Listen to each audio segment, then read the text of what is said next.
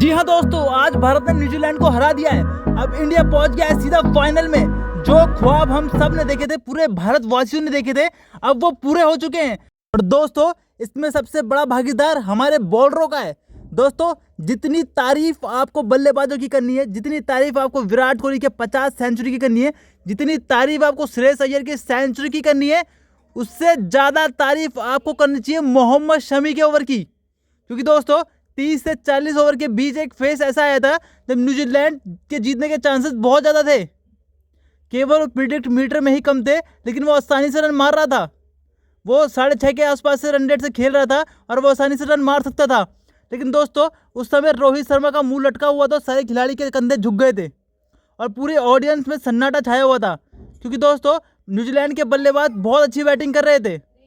लेकिन दोस्तों, अचानक से एंट्री होती है मोहम्मद शमी की, और उसमें तारीफ होनी चाहिए हमारे कप्तान रोहित शर्मा की। क्योंकि दोस्तों, उन्होंने देखा कि पार्टनरशिप बहुत ज़्यादा बढ़ रही है, अचानक से उन्होंने शमी को बॉलिंग में बुला लिया। और दोस्तों, जैसा सोचा था हुआ उस वैसा ही सेम। शमी ने एक ही ओवर में 2 विकेट चटक लिए। और दोस्तों, शमी ने उससे पहले कैच छोड़े थे और सब शमी को गाली दे रहे थे मन ही मन। लेकिन दोस्तों, शमी ने दिखा दिया कि वो कितने बड़े बॉलर हैं। दोस्तों, सबसे जल्दी 50 विकेट लेने वाले दुनिया के मात्र एक सबसे खतरनाक बॉलर हैं। सबसे पहला नंबर शमी का ही आता है। और दोस्तों, आप ये अनुमान लगाओ कि शमी को हमने शुरू में खिलाया नहीं था। अगर खिलाया होता तो वो सबसे ज़्यादा विकेट लेने वाला बॉलर होता।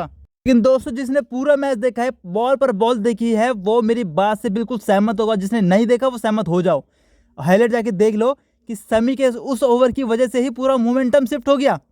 भाई, एक साथ जब 2 विकेट हो जाए, कहाँ उनके 2 विकेट थे, सीधा 4 विकेट हो गए, दबाव आ गया। उसके बाद जडेजा बॉलिंग पे आया, शमी के दबाव की वजह से जडेजा ने पूरा ओवर 2 रन का दिया। उसके बाद दोस्तों, जीतने के बहुत चांस कम हो गए थे, क्योंकि रिकॉर्ड रन रेट 11-12 का पहुंच गया था। उसके बाद जो भी बॉलर आता, उसके बाद वो उसको मार नहीं पाते, क्योंकि विकेट एक तरफ से जाते रहे। उसका सबसे बड़ा रीज़न है शमी, मोहम्मद शमी। दोस्तों, नाम नोट कर लो, वर्ल्ड कप 2023 में अगर भारत जीतेगा तो उसका सबसे बड़ा श्रेय मोहम्मद शमी को जाएगा। जितना श्रेय आपको विराट कोहली को देना है, गिल को देना है, रोहित शर्मा को देना है, उतना ही श्रेय आपको शमी को देना पड़ेगा। दोस्तों, अगर मेरी बात आपको सही नहीं लगी हो तो हाईलाइट जाके देख लीजिए। शमी ही है वो कारण जिसकी वजह से मैच चेंज हुआ। और एक दूसरा सबसे बड़ा कारण था श्रेयस अय्यर का। श्रेयस अय्यर ऐसे समय में थे जहां पर उनको तेज भी खेलना था और टिकना भी था। दोस्तों, अगर आपको मेरी बात 1% भी सही लगी हो तो कमेंट में जरूर बताना।